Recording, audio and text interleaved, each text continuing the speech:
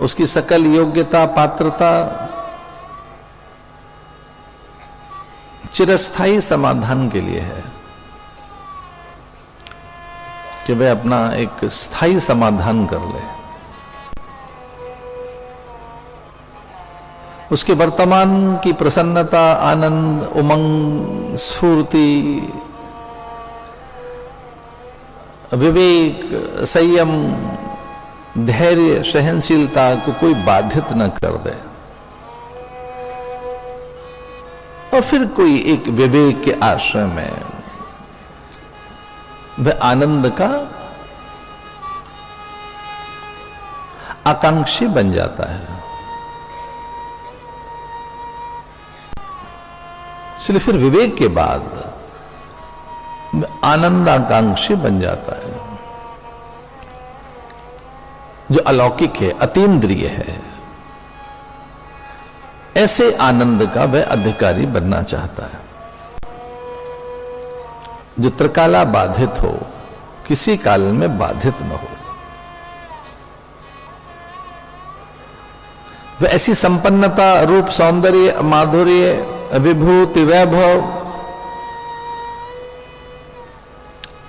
और संपदा के साथ जीना चाहता है, जो कभी छिन न जाए।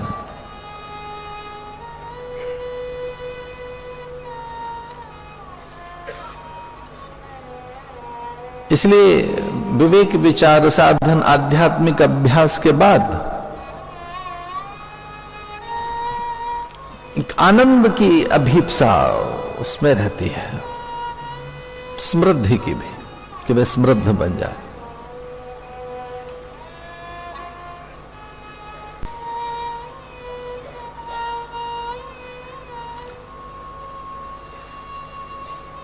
भगवान सच्चिदानंद है।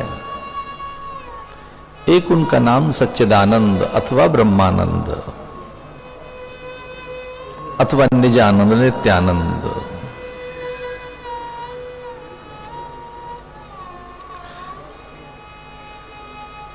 और एक आनंद है जगत का, जगदानंद, विषयानंद, जो विषय के साथ ही खो जाता है। विषय है तो वो सुख है, विषय की खो जाने पर सुख नहीं रहता। मनुष्य उस आनंद का अधिकारी है अथवा उस आनंद की अभिप्सा में है जो खो न जाए।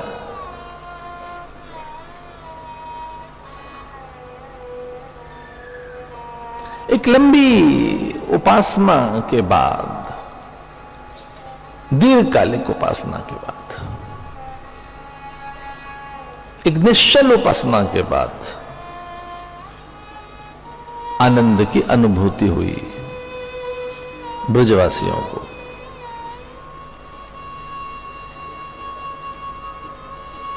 ये ध्यान रहे, साधना दो चीजें चाहती है, दीर्घकालिकता, निरंतरता,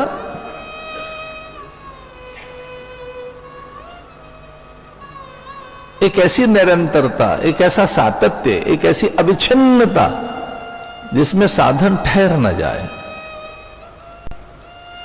और बहुत बार साधना में गतिरोध तो रहता ही है। जीवन में कितनी प्रसंग ऐसे आते हैं जब साधना ठहर जाती है, रुक जाती है, उसमें वैसी गति, स्फूर्ति नहीं रहती। पर कुछ अलग प्रकार के साधन जो अलौकिक हैं, अद्वितीय हैं, वे साधन ब्रजवासियों के द्वारा किए गए। वो साधन यशोदा और नंद के द्वारा किया गया। लंबे समय तक 85 वर्ष की आयु की एक वृद्धा महिला को पुत्र की प्राप्ति हुई। तो 85 वर्ष तक का साधन बड़ा साधन है। ब्रह्म के आगमन की भनक तक नहीं लगी किसी को।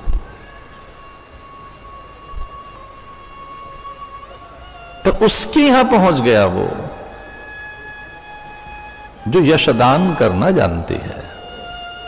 ये महत्वपूर्ण साधन है, बड़ा महती साधन है, यशदा यशोदा। कोई पूछे यशोदा कौन है, तो जो यश का दान करती है, अपनी उपलब्धि, श्रेष्ठता, सिद्धि, जो कुछ भी प्राप्ति है उसमें दूसरों का श्रम, साधन, दूसरों की योग्यता, दूसरों का प्रारब्ध, पुरुषार्थ, दूसरों का ही पुण्य, दूसरों का ही भाग्य, इसे यशोदा ने यह नहीं माना। यद्यपि यशोदा को जो अनुभूति हुई कुछ और है, आनंदानुभव। नंद के आनंद भय, कोई ये नहीं कहता कि नंद को पुत्र हुआ है, नंद को बेटा हुआ है।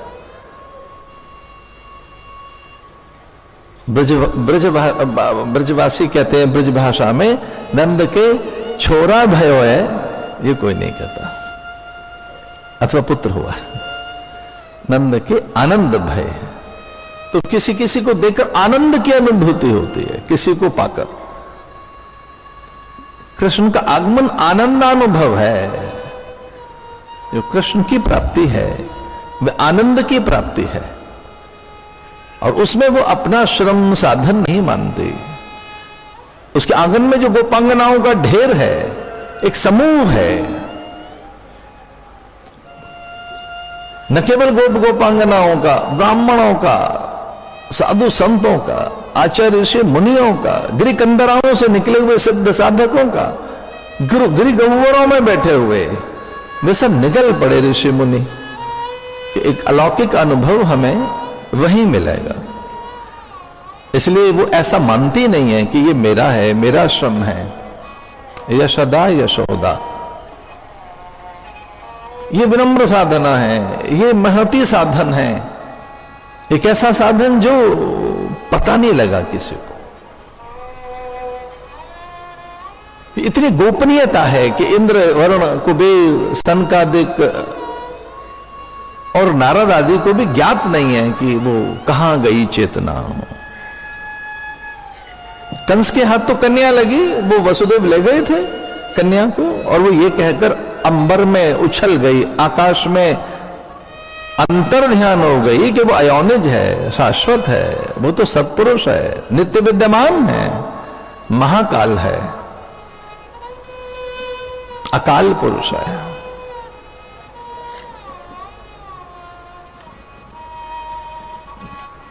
तो उस कन्या के जय घोष से, उद्घोष से कंस भयभीत हुआ था।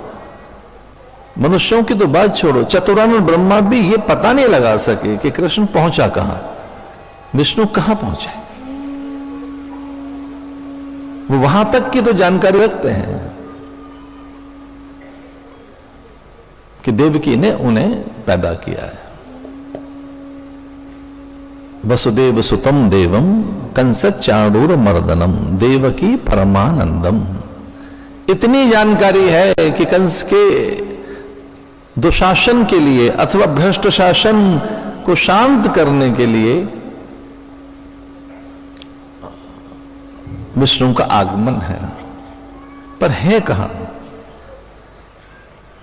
तो यम, वरुण, कुबेर, इंद्र आदि जो बड़े देव हैं अथवा ब्रह्मादि, वो जान नहीं सके, क्योंकि वो साधन बड़े गोपनीय थे। वो बड़ी गोपनीयता थी साधन की, इतना गोपन के पता ही लगा किसी को, वो इतने बड़े थे। और किसी के बड़प्पन का पता भी लग गया, उनकी मां का, देवकी का। वो तो देवताओं ने ढिंडोरा पीट दिया, अंबर से ध्वनि आई कि देवकी के 8वें गर्भ से कंस का प्राण हंता अथवा मृत्युदाता आ रहा है। तो देवकी के जो पुण्य हैं, देवकी के जो पुण्य हैं,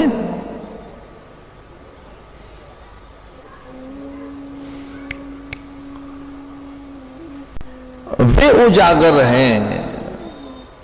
और आपकी बड़े बड़े जो व्यापार साधन, नियम, व्रत, ये व्यवसाय न बन जाए।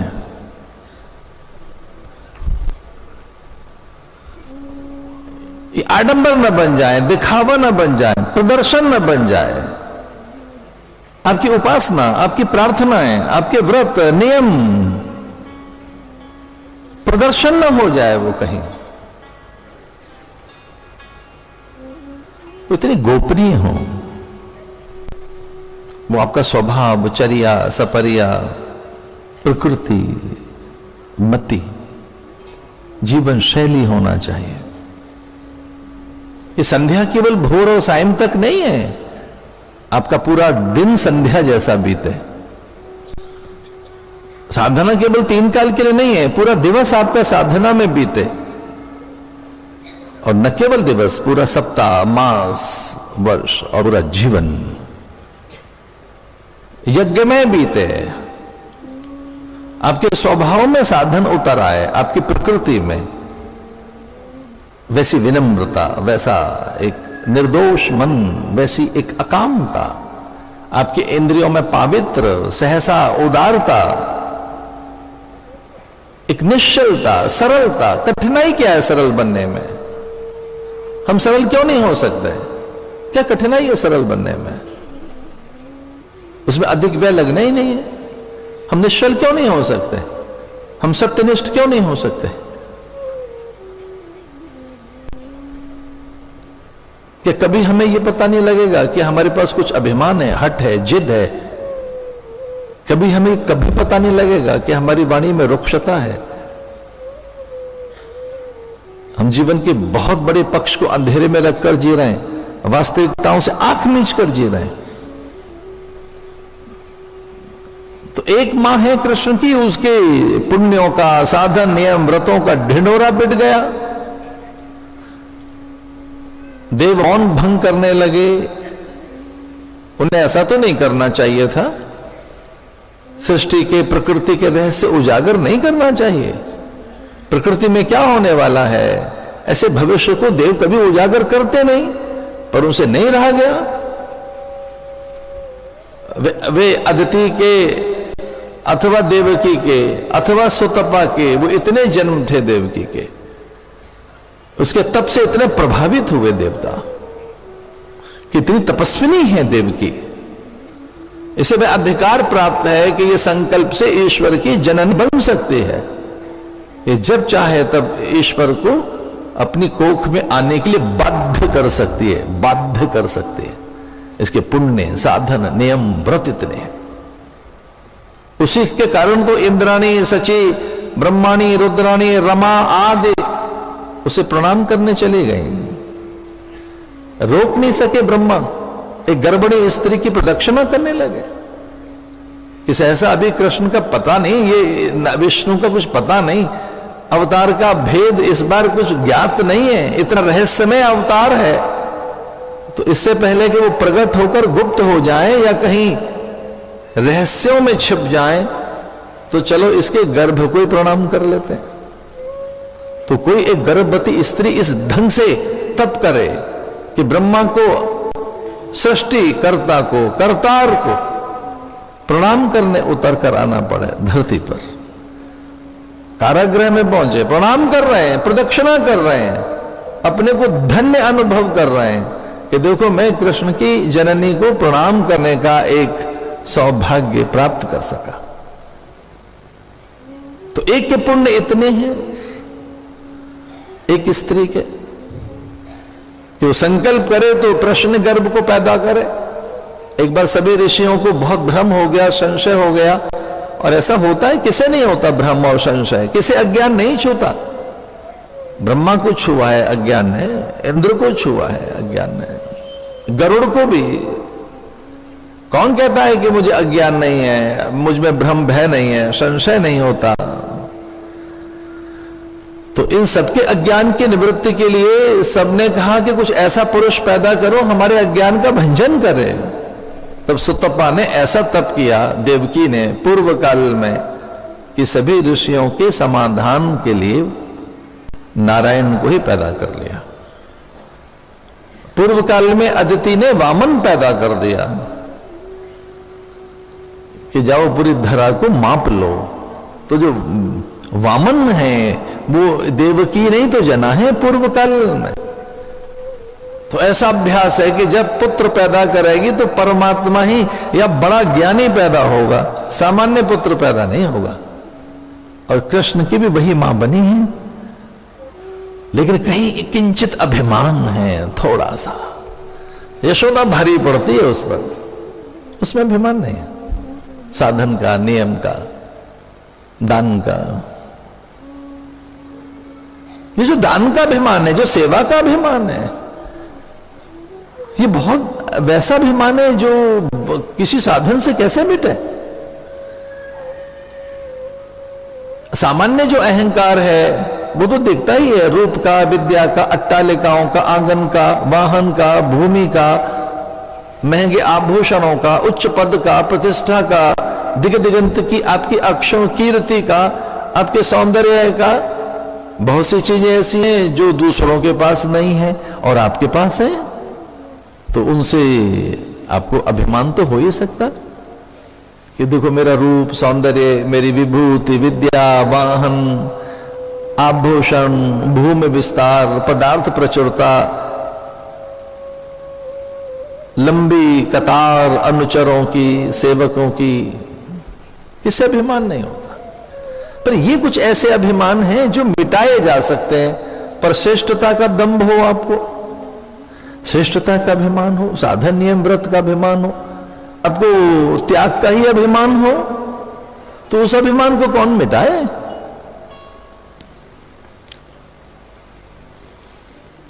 तो व्रत का जो बोध है कि मेरा व्रत चल रहा है, व्रत तो आपके स्वभाव में रहना चाहिए, वो स्वभाव बनना चाहिए। सेवा, प्रणाम, झुके झुके रहना, वो आपका स्वभाव होना चाहिए। वो झुका झुका सा है जो आप में बहुत शांत से, सहज से, बहुत निर्दोष। इस पे तनिक सा श्रम करोगे तो वैसा होने लगेगा। कभी श्रम हुआ नहीं है, इधर ध्यान गया नहीं है अपने व्यक्तित्व निर्माण के लिए, और उसमें भी एक सात्विक और एक दिव्य व्यक्तित्व का निर्माण, एक आध्यात्मिक व्यक्तित्व का निर्माण। अभी बस बाहर बाहर ध्यान गया है, मासलता, मादकता, कमनीयता, पतलापन, उधर थोड़ा सा ध्यान है, अभी देह पर ध्यान है, उसकी कांति और उसके आकर्षण पर, अभी वहां ध्यान है कि दिखे ऐसे, बने कैसे इस पर ध्यान नहीं है, ऐसे दिखें, तो अभी दिखने पर ध्यान है, बनने पर ध्यान नहीं है।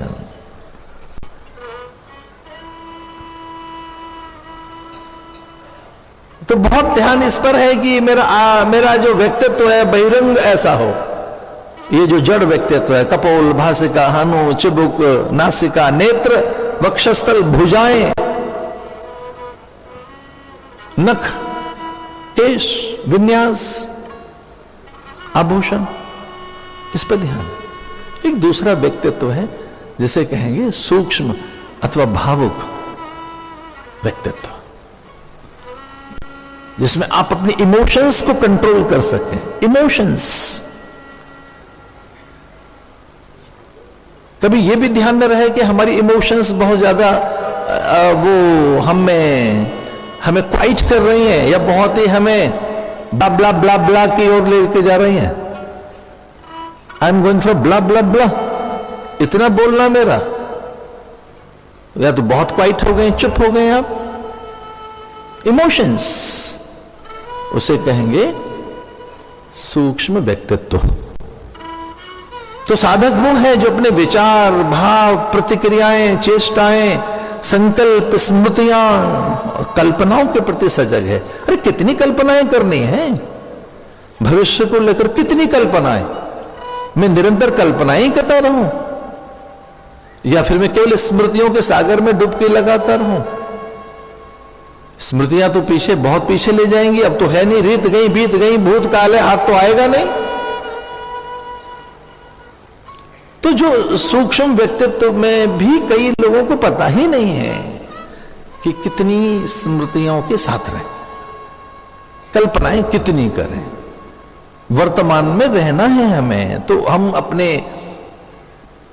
उद्देश्य के प्रति, लक्ष्य के प्रति, जो दैनंदिनी जो हमारा आज का कार्य है, योजना है, समय है, उसके प्रति एक सजगता, नियमन, संयमन, एक तीसरा व्यक्तित्व और है, उसे कहेंगे बौद्धिक व्यक्तित्व, जिसमें निर्णय की क्षमता आपकी बहुत अच्छी हो जाती है, आपको चयन करना आता है, आपका बौद्धिक स्तर, आपका विवेक बहुत शार्प हो जाता है। उस कहीं बौद्धिक स्तर पर काम थोड़ा बहुत करने लगे आप, तो आप दार्शनिक बनने लगेंगे, विचारक बनने लगेंगे, एक चिंतनशील व्यक्ति बनने लगेंगे, आप में सृजन निकलेगा, रचना धर्मिता पैदा होगी आपके आसपास, एक अच्छी रचना धर्मिता, सृजनशीलता। और उस बौद्धिक स्तर की अगर कहीं आपने तैयारी कर ली है तो आपको सीमा रेखाएं खींचना आ जाएगा, बॉर्डर लाइन आपको बनाना आ जाएगा कि इससे आगे नहीं जाना है बस। तो भोगवांछाएं, सुखवांछाएं, कितना संग्रह, आखिर कितना संग्रह में तो सब अच्छा लगता है, पर कितना संग्रह, तो आपको सीमा रेखाएं खींचनी आ जाएंगी। ये तीसरा व्यक्तित्व है। और चौथा है आध्यात्मिक व्यक्तित्व, जिसमें आप बहुत धीरे से अपनी कार्विंग करते हैं, जिसमें फिर संयम, सदाचार, नैतिकता, सत्यनिष्ठा, अकामता, भगवत भक्ति, आपके जप तप, पूजा पाठ, प्राणायाम, नियम, आपका इष्ट, उसके साथ की आपकी संलग्नता कुछ और अधिक होने लगती है। फिर कुछ आप एक अलग तरीके के बनने लगते हैं। इसे सच तो यही है कि जो महान लोग हैं वो डिफरेंटली दिखते नहीं है, वो डिफरेंटली थिंक करते हैं, डिफरेंटली एक्ट करते हैं, डिफरेंटली थिंकिंग, एक भिन्न विचार उनमें। तो हम अपने विचार, चिंतन, साधन, कल्पना, स्मृतियां, अपने लक्ष्य, सीमा रेखाएं, इन सब के प्रति एक दूसरी मां है, उसके साधन, नियम, व्रत किसी को नहीं पता लगे, किसी को पता ना लगे कि आपका अस्वाद का व्रत है। एक दिन आपका ऐसा व्रत हो, अस्वाद का व्रत, प्रियता का व्रत। अस्वाद माने प्रियता का व्रत। इसको इस तरह से भी परिभाषित किया जा सकता है, ऑल इज वेल, सब अच्छा ही तो है। ये प्रियता का व्रत, सब अच्छा है भाई, सब अच्छे हैं।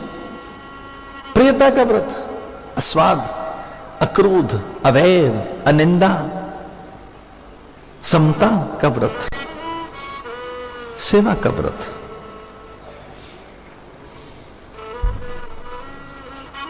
कितने लोग हमने देखे जिनके प्रणाम के व्रत हैं, वो प्रणाम कर रहे हैं सबको, और फिर वो अभ्यास बन गया उनका।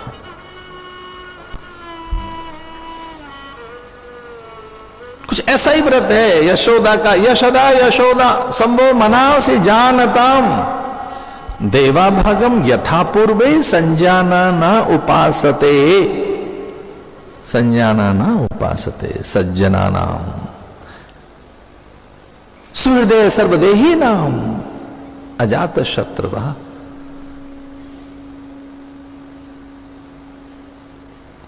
अनपेक्ष सुचिर दक्ष, ये व्रत है। निर्ममो निरहंकार, हम शून्यता का व्रत है। अहंकार तो हमारी सारी आध्यात्मिक आकांक्षाओं को चूर चूर चूर कर देता है, वो हमें कहीं का नहीं रहने देता।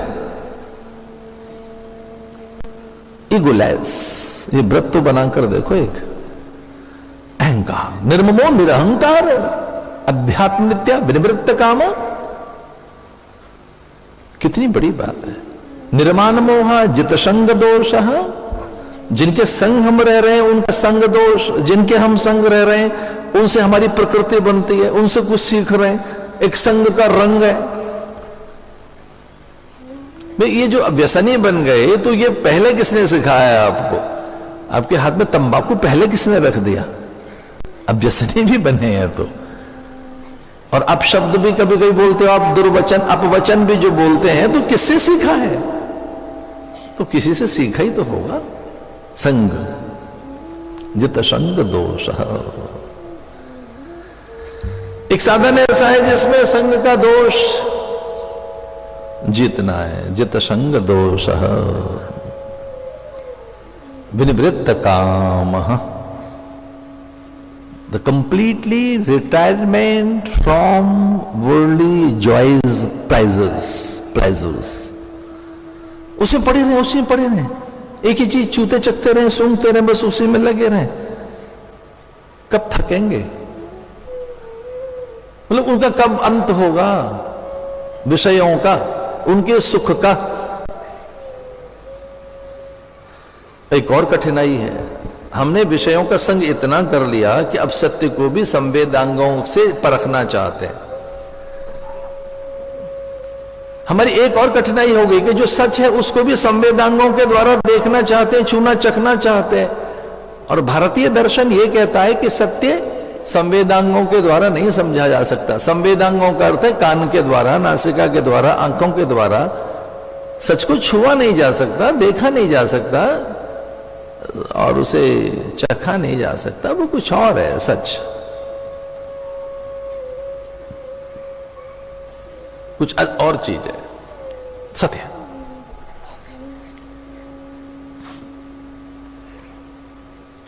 तो एक असाधारण व्यक्तित्व जिसमें यह व्रत था, संवो मनासी जानताम, बस मेरे द्वारा कोई आहत न हो जाए, व्यथित न हो, पीड़ित न हो, प्रताड़ित न हो, चिंतित न हो, भयभीत न हो, किसी के अधिकारों का हनन न हो जाए। संवो मना से जानता हूं। ये बहुत बड़ा व्रत है कि आप किसी के मन को संभाल के रखें, उसे घायल ना कर दें, सब चिंतित ना कर दें, व्यथित ना कर दें, कोई आपको देखकर आतंकित ना हो जाए। देवाभागम यथा पूर्वे, उनके हिस्से उन्हें सौंपिए।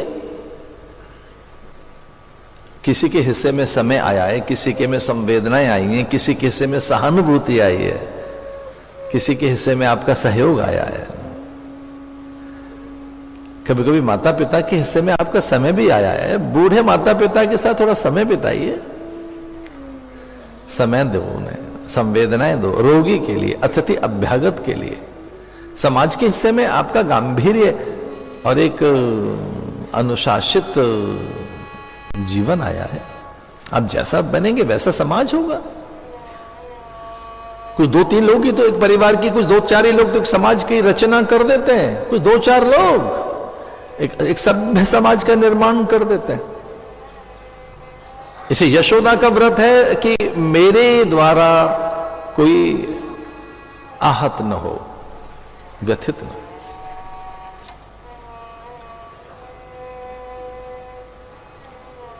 आनंद दानंद, जो दूसरे के आनंद का कारण है, जो दूसरे के आनंद का माध्यम बन गया, वो नंद है। दूसरों के आनंद का माध्यम तो बन के देखो कभी, दूसरों के सुख सम्मान का।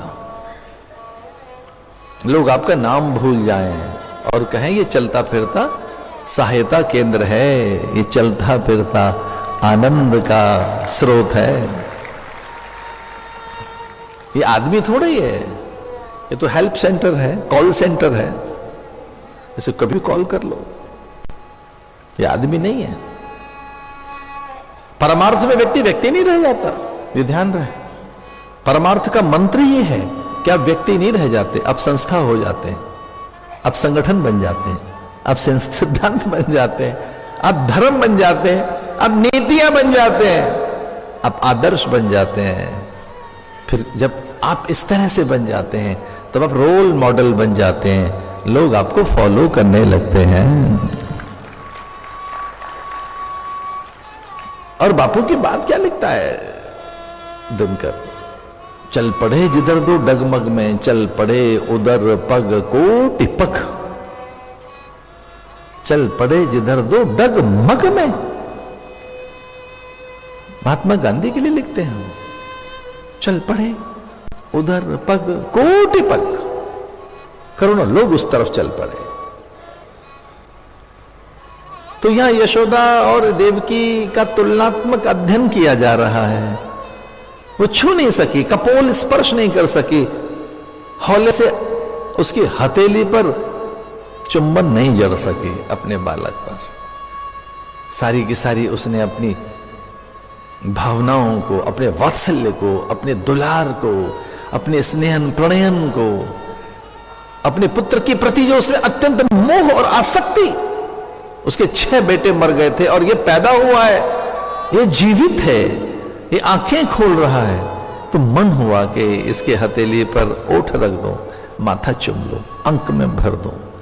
उसे लगा एक भी पल नहीं रखूंगी अपने पास, ले जाओ, इसके प्राणों की रक्षा करो। और कुछ भगवान भी चाहते थे कि नहीं नहीं, बंधन मान्य नहीं, मैं तो मुक्त पुरुष हूं, साधन मान्य नहीं, साधन की गोपनीयता मुझे मान्य है। तो कहीं डायरी लिए बैठे हो और कहीं याद रहे तो याद से लिखना, भगवान साधन साध्य नहीं, कृपा साध्य है। भगवान साधन साध्य नहीं है, उनको साधनों से नहीं पाया जा सकता, वो साधन से नहीं पाया जाएगा, उसके लिए कोई और साधन, अलग सा, वो कोई और ही साधन है। अकामता उसे छूती है। दूसरों के हित और दूसरों के सपने कितने लिए बैठे हो? तो तुमने चाहा कि स्वर्ग की सुधा तुम्हारी प्याली में ढले, आपने ये चाहा कि स्वर्ग की सुधा, वो स्वर्ग का अमृत आपके चषक में ढले, सारे मीठे सपने आपकी आंखों में ही पले और अनंत प्रकाश केवल आपके आंगन में सिमट कर रह जाए, यही तो चाहा। तो हमने चाहा कि स्वर्ग की सुधा हमारी प्याली में सिमट जाए, मीठे सपने हमारी आंखों की कोटरों में धंस जाएं और अनंत प्रकाश केवल हमारे आंगन में घिरे, पर ऐसा नहीं हो सकता क्योंकि प्रकाश अनंत है, उसे आंगन मान्य नहीं, दीवारें मान्य नहीं है। वो स्वर्ग की सुधा अमृत को एक प्याली में कैद होना स्वीकार्य नहीं। और आप बात सपनों की करते हैं, वो तो निर्द्वंद है, स्वच्छंद है, सपने तो मिथ्या और मायावी है, वो दो ही आंखों में क्यों धसके रहना चाहेंगे। पर हां, सपनों ने कहा हम केवल 2 आंखों में भी धसके रहना चाहते हैं, पर वो आंखें अपने लिए नहीं, दूसरों के लिए सपना देखें। स्वर्ग की सुधा ने कहा कि मैं सिमट कर रहना चाहती हूं, कैद होकर उसी प्याली में, पर वो प्याली दूसरों के ओठों को छुए। और प्रकाश ने भी यही कहा कि मैं भी किसी एक आंगन में दुबक्के रहने के लिए मान्य हूं, पर आंगन में एक शर्त है, दीवारें न हो। तो जब दीवारें खींचते हैं आप, दीवारें ऐसे फिरकों में आप बांटते हैं लोगों को, फिरके अलग अलग अलग करते हैं, पृथक पृथक करते हैं, भिन्न भिन्न करते हैं, खंड खंड करते हैं, तब प्रकाश को मान्य नहीं। तो ये कुछ साधन अलग तरह का है। और इस पे चर्चा करते हैं एक सुंदर सी चौपाई के साथ कि साधन कौन सा मान्य है उसे, और ये साधन कैसे होता है।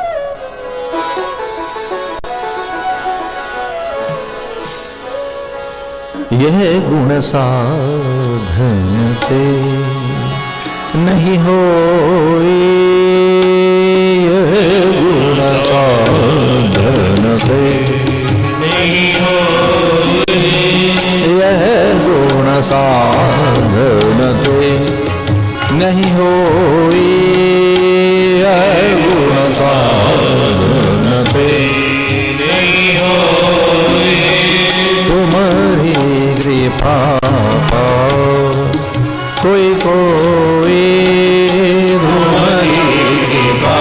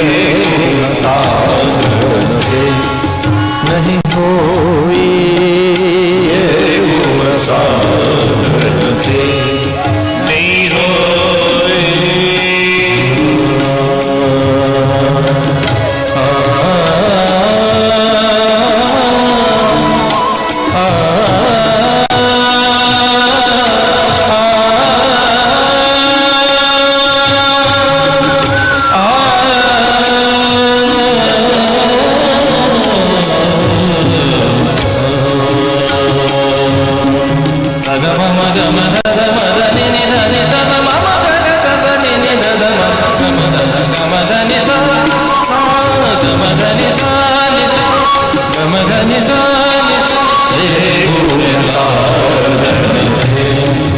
नहीं होई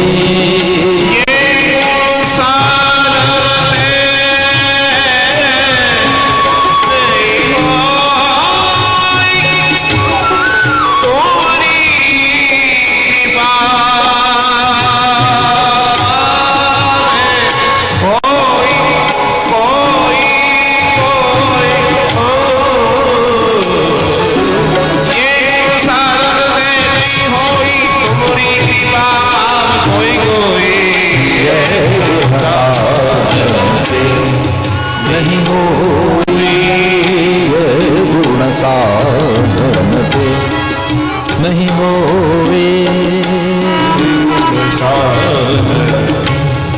नहीं होई सा सा नि धा धा नि धा नि नि धा मा मा धा धा मा धा धा मा गा मा गा मा गा मा धा नि सा सा सा मा धा नि सा सा सा मा धा नि सा सा सा ये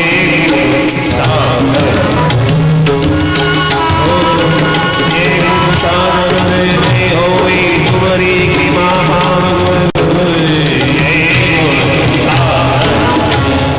नहीं हो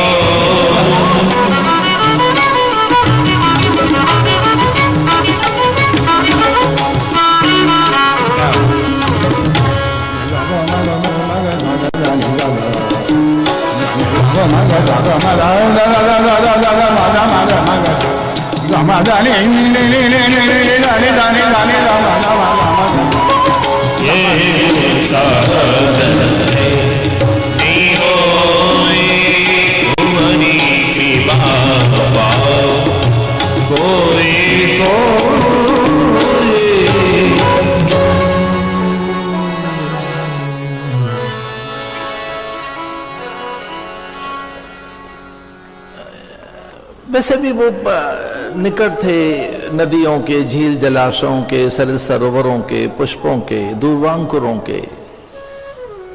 प्रकृति के निकट जो व्यक्ति रहता है वो संवेदनशील तो होता ही है, और प्रकृति से दूर जाने पर ही विकृति है। इसे भी कुछ अधिक संवेदनशील थे जीव जंतुओं के प्रति। ये जो पूजा का क्रम है ये हमें बहुत संवेदनशील बनाता है, जिसमें दूर्वा, धतूर, विजया, शमी, तुलसी, बिल्वपत्र, नारिकेल, पुष्प, गंध, अक्षत, वस्त्र, मोदक, मिष्ठान, व्यंजन, पकवान, सब चीजें वे प्रसाद बन जाती हैं। फिर उनमें एक रस आता है। चीजें उन्हीं की हैं लेकिन वो प्रसाद बन गई। वेदांत ये कहता है कि आपको आपके प्रारब्ध से ही प्राप्त हुआ है सब कुछ, पर विनम्र व्यक्ति ये कहता है कि ना ना, ये सब कृपा प्रसाद है, ये तो अनुग्रह है, ये उपहार है, ये भगवान का अनुग्रह है।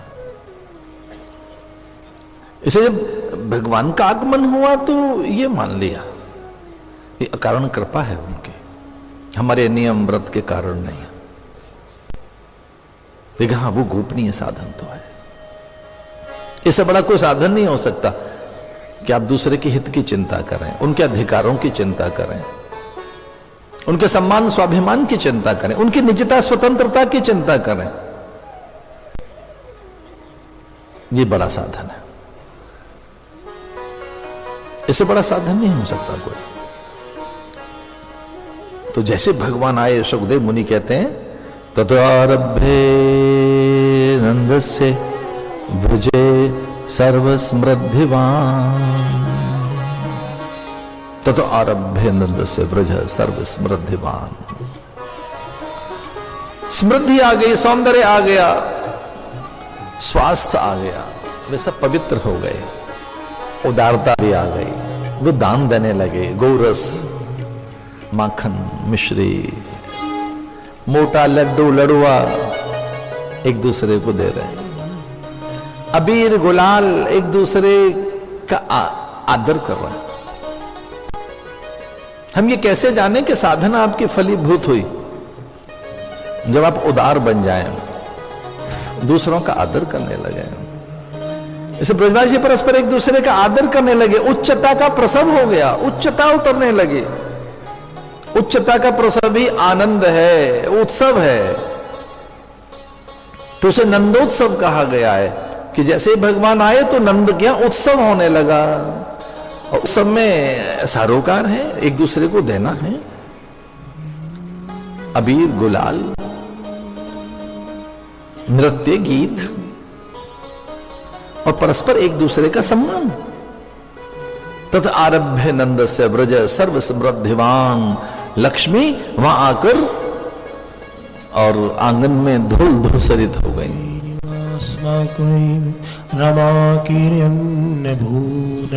रमा किरण्य भूनृपा, ए राजन रमा क्रीड़ा करने लगे आंगन में ब्रजवासियों के यहां। भगवान की दो पत्नियां बताई गई हैं भैया, एक है भूदेवी और दूसरी है श्रीदेवी। भगवान नारायण की दो भारियां हैं, एक यहां रहती हैं, ये समुद्र वसने देवी पर्वत स्तन्न मंडले विष्णु पत्नी, ये एक ये विष्णु पत्नी, ये भारिया विष्णु भारिया, ये विष्णु भारिया है, इसे भूदेवी कहा गया। माता भूमि पुत्रो हम पृथिव्या। हम भारत के लोग ऐसा ही मानते हैं कि ये जो धरती का टुकड़ा है या पूरी धरती जो भी है, जितनी विश्व मेदिनी है, जो विश्व धरा है, जो पूरी धरती है विश्व की, वो लक्ष्मी ही है। और उसको समुद्र ने ढक रखा है वस्त्रों के रूप में, समुद्र वसने देवी। और सारे पर्वत जो हैं वो कुछ और नहीं, स्तन्न मंडले, वहां से दूध देने वाले वो मां के अपने निज अंग हैं, मातृ अंग हैं वो। समुद्र वसने देवी पर्वत स्तन्न मंडले, वेद में भी आता है माता भूमि पुत्र हम पृथिव्या। ये भूदेवी में समाहित हो गई श्रीदेवी। वही सभ्यता देती हैं, शिष्टाचार देती हैं, भाषा देती हैं, ज्ञान देती हैं, विज्ञान देती हैं। वही तरंग है, वही चेतनाएं, वही इच्छा शक्ति, क्रिया शक्ति, ज्ञान शक्ति है, वही स्थिति है, लय है, सृष्टि है, संहार है, वही प्रलय है। विष्णुमायेति शब्दता नमस्तस्यै नमस्तस्यै नमस्तस्यै नमो नमः। इस धरती पर जितने भी जन्म लेते हैं जीव, न केवल मनुष्य, जितने भी जीव जन्म लेते हैं, भैया ध्यान रखना, अपने बाप की भाषा नहीं बोलते, वो मातृभाषा बोलते हैं, वो मातृस्वर बोलते हैं। भाषा पिता से कभी नहीं सीखी जाती, भाषा तो मां की है, उसे कहते हैं मातृभाषा। जन्म लेने पर बालक अपनी मां की भाषा बोलता है। अरे पिता का तो कुछ उसने अंश अपने स्थापित किए, उसका पुंसत्व कुछ पल के लिए वो स्थापित करके गर्भ में और पृथक हो जाता है। अपने पुंसत्व को स्थापित करके गर्भ में पृथक हो गया, पर जहां वो पुंसत्व पल रहा है, वो भ्रूण पल रहा है, वो जगह मां है। इसलिए एक बहुत आनंद की बात बताएं, हर जीव मातृभाषा बोलता है, मदर लैंग्वेज बोलता है। एक और बात, फादर लैंग्वेज होती भी नहीं है कोई ना। वो सिंह हो, सयार हो, कीड़ी हो, कुंजर हो, स्थावर हो, जंगम हो, जलचर हो, थलचर हो, नभचर हो, जितना भी जैव समूह है, जितने भी जीव जंतु हैं, वो कोकिल है, कागा है, मयूर है, कुक्कट है, वो बड़ा विशालकाय हाथी है, वो जो भी है मां की भाषा बोलता है। क्योंकि मां ने यहां भाषा दी, इच्छा शक्ति दी, क्रिया शक्ति दी, ज्ञान शक्ति दी, चेतना दिया, स्वप्न दी। चेतना मां ने दी है, स्वप्न मां ने दिया है। अभी तो विज्ञान ने भी बता दिया है,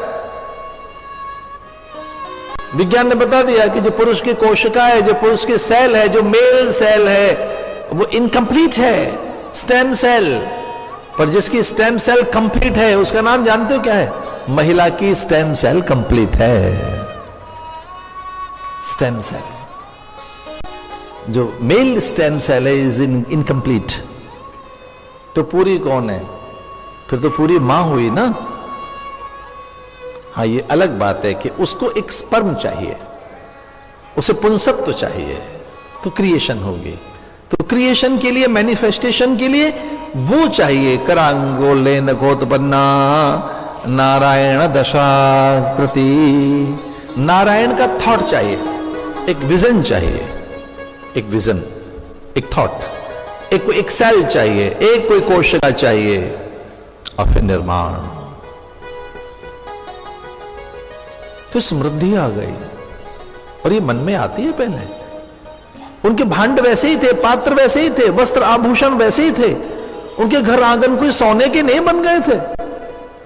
कोई ब्रजवासियों के घर में कोई सोना बिखर गया? क्या उनके आंगन मड़ियों के बन गए? क्या मोटे मोटे सॉलिटर लटक गए उनके कानों में और नासिका में और हाथ में? ना। क्या मोटे रथ लटक गए होंगे? नहीं भाई, वो वैसे ही थे। उनके पास कोई रत्न, वैदूर्य, पन्ना, पुखराज, मूंगा, माणिक्य, स्वर्ण और रजत, और उनके आंगन में भी कहीं कोई सोना नहीं बिखर गया था। हाँ, उनके मन में सोना बिखर गया, उनके मन में समृद्धि आ गई। और ये थॉट है जो आपको बड़ा बनाता है। समृद्धि तो सोच का नाम है, स्वीकृति का नाम है। अभी 2-3 दिनों में फिर वहीं छोटे से रुपए के पास आकर अटका है आदमी। तो इट्स द थॉट ना, यू नो, थॉट। फिर वहीं यानी एक झटके में पता लग गया कि भाई तो मन की चीज है। तो संग्रह, संचय, भंडारण, वो सब चीजें, बड़प्पन, बड़ा ढेर, राशि, ये सब, यानी कैसी असहायता है, कैसी विकलता है कि हमारा श्रेष्ठी, साहूकारों, बड़े लोग अनुचरों से, दास दासियों से, परिकरों से, पार्षदों से, पाचक से और चालक से हाथ पसार के छुट्टा मांगने को तैयार हो गए। कमाल है। देखिए उनके आगे हाथ पसार रहे हैं जिनको टिप देते थे आप। जो चीज टिप देने लायक थी, बख्शीश में जो चीज दी जाती थी, आज वो मैसर नहीं है।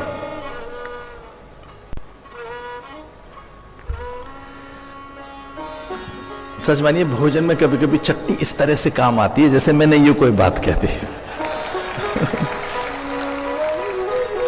टेस्ट तो बना ही देती है वो भोजन का। क्रीड़ा करने लगी मन में। तो जो समृद्धि का विचार है और जो स्वास्थ्य और देखिए सौंदर्य का विचार भी मन से है। जो सौंदर्य है मन से है, रूप से नहीं है, नासिका पोल भाल से नहीं है, रंग वर्ण से नहीं है। ना ना ना ना। तो कितनी बार ऐसा होता है कि गोरा सा आदमी किसी काम का नहीं है, जब वो बोलने लगता है, उसका व्यवहार, उसकी प्रकृति, उसका स्वभाव। तो ये जो स्वास्थ्य है, सौंदर्य है, विभूति है, वैभव है, संपदा है, उच्चता है, महानता है, श्रेष्ठता है, इसका साधन से कोई लेना देना नहीं है। इसका कोई पदार्थों से लेना देना नहीं है कि भाई पदार्थों की प्रचुरता आएगी तो श्रेष्ठता आएगी, संपन्नता आएगी और सौंदर्य, विमोहन, माधुर्य आएगा। माधुर्य का लेना देना कोई पदार्थों से है ही नहीं। माधुर्य तो आपके ज्ञान में, आपके विचार में, आपकी समझ विवेक में, आपके अंतःकरण में बसता है। इसे वो सब मधुर हो गए, सुंदर से दिखने लगे, अच्छे से हो गए। कंस ने पूतना को भेजा था, पूत नहीं थी पूतना, जो पवित्र नहीं। कंस ने कहा जा पता लगा कहां है, यहां भीड़ दिखे, समूह दिखे, मंगलाचार हो रहा हो, किसी बालक के आगमन पर उत्सव मनाया जा रहा हो, तो पता लगा ना वो कहीं कृष्ण तो नहीं है, और ऐसा है तो उसकी हत्या करके आना उस बालक की। तो पूतना निकल पड़ी। संस्कृत भाषा में पूतना करते पूत नहीं थी पूतना। पूत कहते हैं पवित्र को, श्रेष्ठ को। महात्माओं का एक नाम पूतात्मा भी है। जो अपनी इंद्रियों का संयमन कर लेते हैं वो बहुत सुंदर, अच्छे, पवित्र, मोहक दिखने लगते हैं। इसलिए पूतना से कहा जा पता लगाना, और पूतना वहां श्रृंगार करके, और पूतना आंगन में आ गई हिंसा का विचार लेकर। और इससे पहले कि पूतना आती, भगवान महादेव को ये भनक लगी और वो पहुंचे ब्रज में। आयो एक बाघंबर ओढ़े, आयो एक बाघंबर ओढ़े, करत नगर में फेरा माए, आयो एक बाघंबर आयो एक बाघंबर ओढ़े, करत नगर में फेरा, शीश जगा भस्म रमाई, रावण माही बसेरा, आयो एक बाघंबर ओढ़े, आयो एक बाघंबर ओढ़े।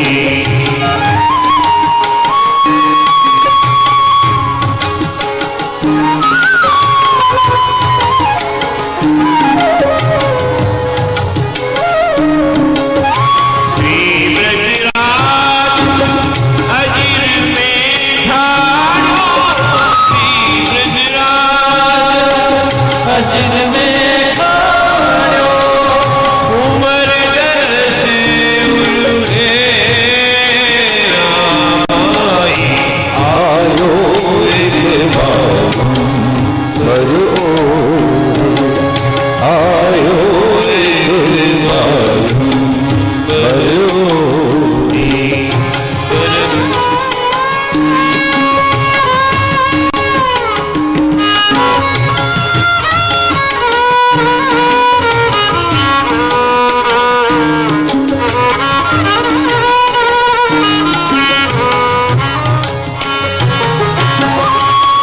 वृंदावन हित या ढोटा पे, वृंदावन हित यादो वृंदावन हित या ढोटा पे, हाथ फिराओ मेरा माई, हाथ फिराओ मेरा, आयो एक बाघंबर ओढ़े, आयो एक बाघंबर ओढ़े, गलत नगरी में फेरा माई करत नगर में फेरा, शीश जटा भस्म रमाई, रावण माही बसेरा, आयो एक बाघंबर ओढ़े, आयो एक बाघंबर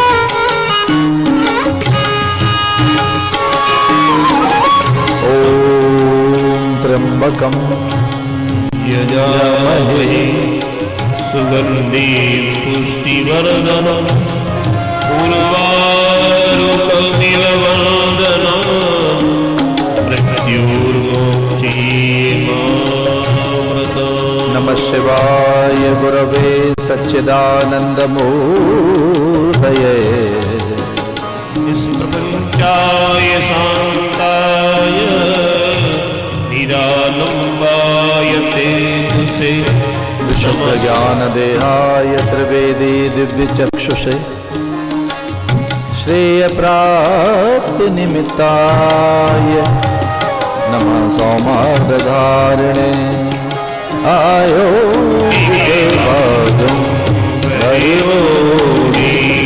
करत नगरी में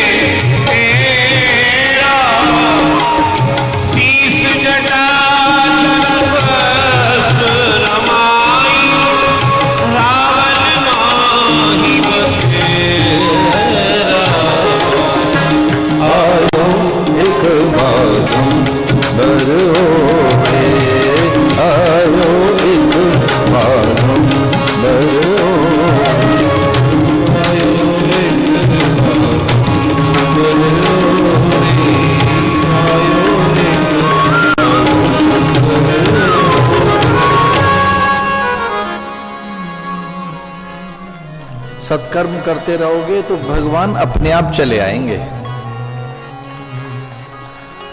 विचार बनकर, वृत्ति बनकर, अच्छा अवसर बनकर, साधन बनकर। परमात्मा का आगमन कई रूपों में होता है, सारे रूप उसके हैं। वो तो निर्गुण है, कभी आकार लेकर आता है तो कोई विभूति आती है, पीर, फकीर, पैगंबर, कभी उसका बेटा।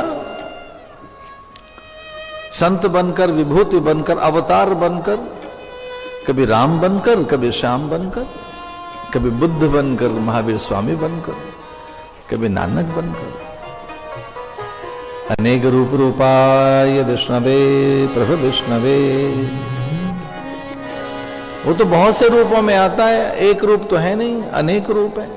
कभी विचार बनकर, साधन बनकर, अवसर बनकर, अच्छा उत्साह बनकर, संकल्प बनकर, एक रूप नहीं है उनके। तो महादेव का आगमन ये पुण्य है। जब आपके पास सत्कर्म होते रहेंगे, निरंतर सत्कर्मों की खेती करते रहोगे, तो ऐसे ही देवगण आपकी ओर खींचते चले आएंगे। सच तो यही है कि देवता अपनी पूंजी का निवेश करना चाहते हैं, अपने दैवत्व का। तो कहीं सत्कर्मों की संलग्नता है, शुभ कर्म प्रीति है, अकामता है, शुभ संकल्पों की सिद्धि में जुट गए हो, तो वो निवेश करने लगेंगे। योगेश्वर के घर पर योगेश्वर आ गए,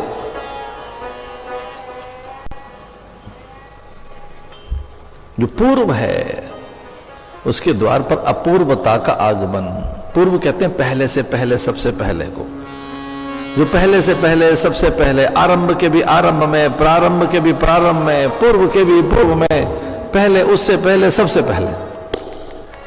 तो जो बिल्कुल सबसे पहले है, द्वार पर विश्वनाथ, जगन्नाथ के द्वार पर जगन्नियंता, हरि के द्वार पर हर का आगमन। संयोग से मैं जिस नगर में रहता हूं, मेरे नगर का नाम है हरिद्वार, और उसे हरद्वार भी कहते हैं। तो कितने ही वैष्णव साधु उसे हरिद्वार कहते हैं और हम उसे हरद्वार कहते हैं। केदारनाथ को जाने का रास्ता भी वही